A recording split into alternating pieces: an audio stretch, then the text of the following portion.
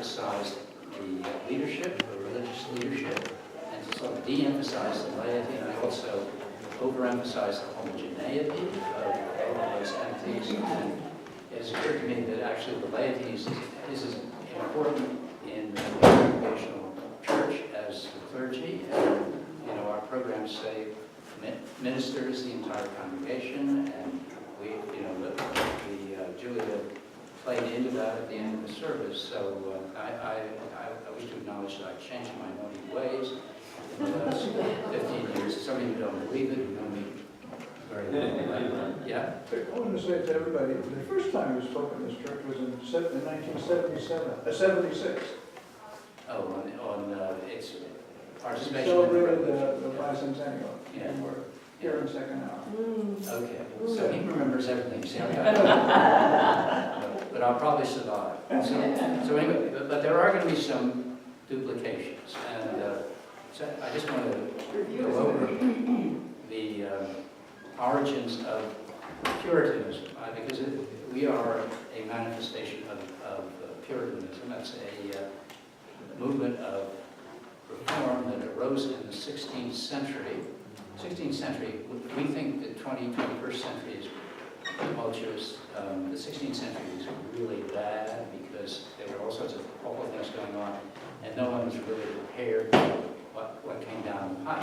And one of the things that obviously happened first was that the Catholic Church lost its monopoly of religious authority in the West, and that led to all sorts of political disturbances, including the Peasants' War in Germany in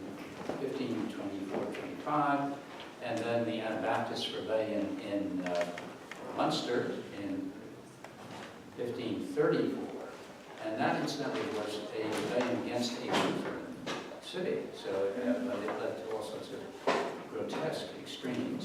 And so that gave the Reformation its origin a disreputable reputation, and it associated in people's minds with the potential for acute disorder.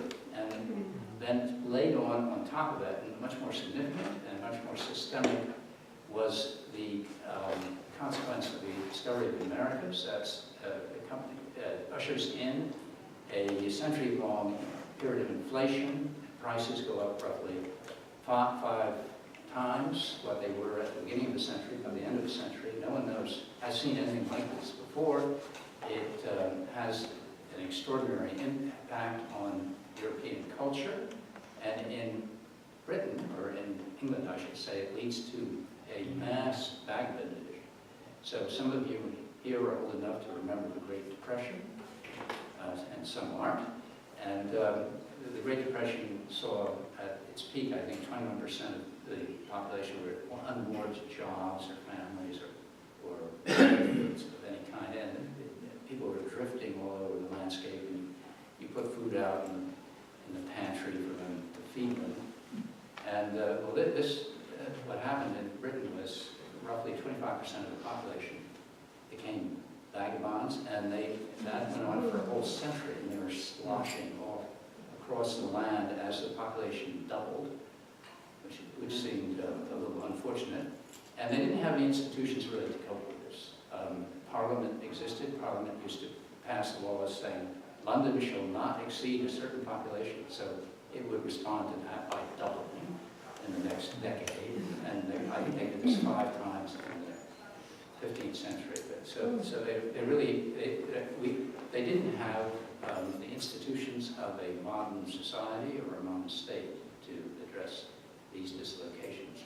By default, they turned both for explanation and solution to the religious culture, which is, since everything else seemed to be collapsing, that's where they went. That was, despite the rupture with Rome, that was in the Roman Catholic Church, that was still the most prestigious institution around, and people were steeped in a religious culture more than they are today, and that they sought an explanation for what was going on and a solution of how to confront it through religious means. The explanation obviously was, when everything was going topsy-turvy, that we had sinned. I remember visiting Venice with my late wife, and it snowed, and the hotel clerk said, we must have sinned, it's snowing. But that's that's the kind of thing people do. So we can assume that that's sort of the general response to misfortune and perceived catastrophe. But this is a continuous catastrophe, and it leads to a movement for reform within Christendom, which is Puritanism. Now, Puritanism is really an attempt to restore order to a realm of Christendom. It comes after Luther.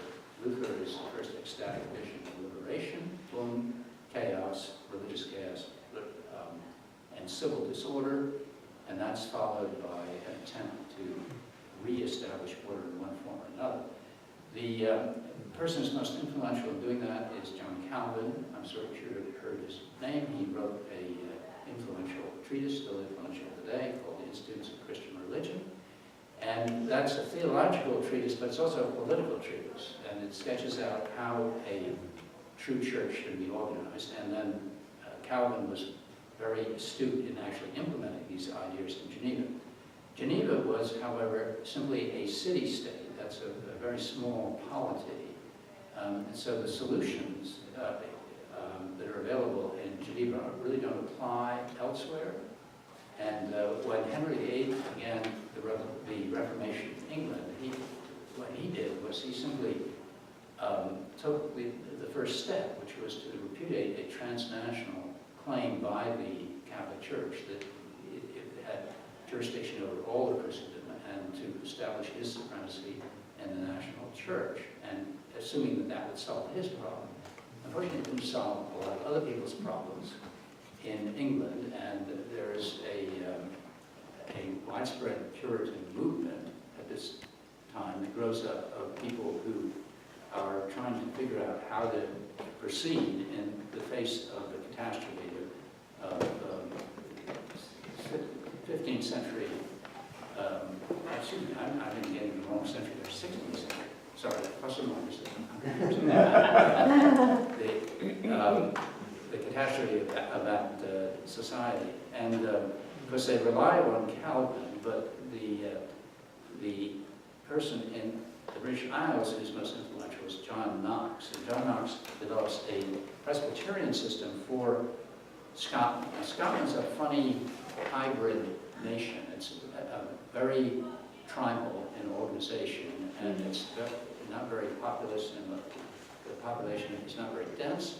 And so he develops this Presbyterian system. Presbyterianism asserts the inclusiveness of the Presbyterian Church. Everyone is a member, and the laity elect a bunch of elders in turn who elect a bunch of presbyteries who elect a bunch of people who go to synods, et cetera, et cetera. So you have this hierarchy that is built up from the bottom up.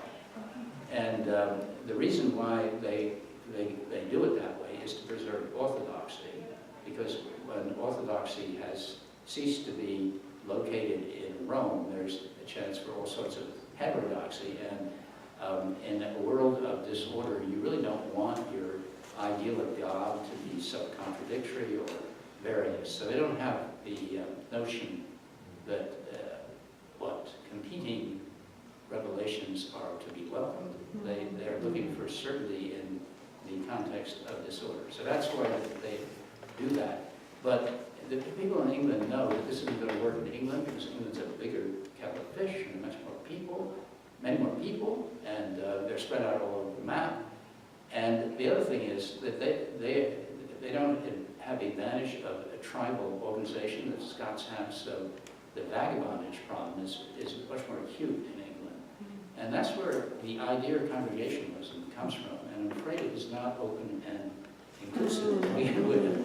It's really inspired by a desire to get the vagabonds under control, and it is recognized that a Presbyterian system which really focuses all authority way up there is going to have trouble addressing what's going on down below, which is where the action is. So what congregationalism is simply an idea at this point in England, It's an idea that we're going to define the church as a gathering of people who've experienced grace, and that's going to be a church, and they in turn will subject the rest of the population to inspection and discipline. So inspection for admission to the church, which is not terribly welcoming. You've got to be like them, and discipline for anyone who misbehaves. But you'll be happy to know that these ideas appeal to a certain stratum of English society, and it was not the aristocracy, and it wasn't the vagabonds. It was a middle order. I will not say middle class. I promise not to say that. But the thing about these people is that they really don't have the power to impose their ideas on English society. So they have to go elsewhere, and guess where they came. That's right. And so they attempt to put these ideas into effect in the wilderness of America. And what's interesting here is that they actually succeed to a remarkable degree in realizing the congregational model in New England. 20,000 people actually migrate to North America between 1620 and 1640. That's, we can get in a jet today in Boston, 6 hours later we're in England. Every day 10,000 people cross the pond. It took 2 decades to get 20,000 people across in little pieces of wood. We're very vulnerable, and not only did this voyage take 2 to 3 months, but it was really incredibly uncomfortable and sort of life-changing if you survived it. So there's considerable mortality on the way across, which suggests, that these people are acting out of a heroic impulse that's widely shared. And the migration is presided over by charismatic leaders. You've heard of John Winthrop. Thomas Hooker is responsible for leading people from Massachusetts Bay to Connecticut, and John Cotton are the big figures here. But there are also lesser charismatic types, and then there's a laity which is prepared to follow. But there's some interesting homogenizing influences in this migration. One of them is that in submitting yourself to this 3-month torture coming to North America, you transform yourselves in a funny way. And you all share this formative experience, and it puts you together. And the other thing is that the people who are doing this aren't being ordered to do it. They want to do it. And they want to do it because they see that the alternatives in England are so catastrophic. So they're responding to the perception of catastrophe, social catastrophe in England, with a heroic desire to move to America, to create to implement the ideal of the congregational polity, particularly Winthrop in his model of Christian charity on the Arabella, 1629, a very famous text in which he refers to New England as a city upon the hill. Now that suggests that the whole world is watching. You think the whole world was watching? Not particularly likely, but that it didn't matter. They nonetheless put it together. And it's interesting to think why they actually succeeded, although they didn't completely succeed. Because success always carries a few things that get out ahead, and that's also the case with them. But one of the reasons why it succeeded was that a large percentage of this migrating generation qualified for full membership in the new churches that were being formed in the wilderness. And that's because they'd all been through this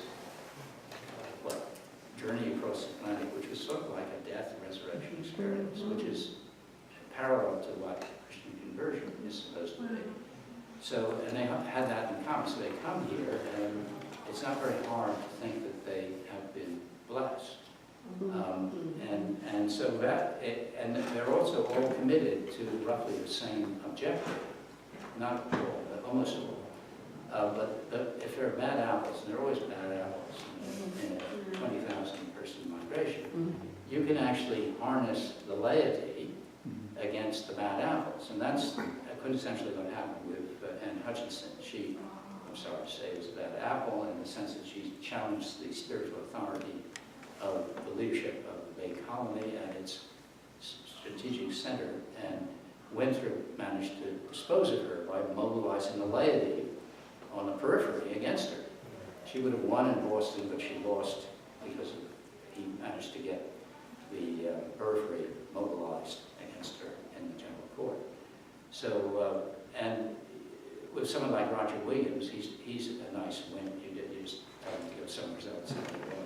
So they're actually able to keep this thing together. They create a congregational orthodoxy. They don't have to worry about a central power in theory, because if everyone has grace, everyone sees the Lord's word the same way, and they're supposed to agree. And even if they don't, they will sort of pretend they do, and it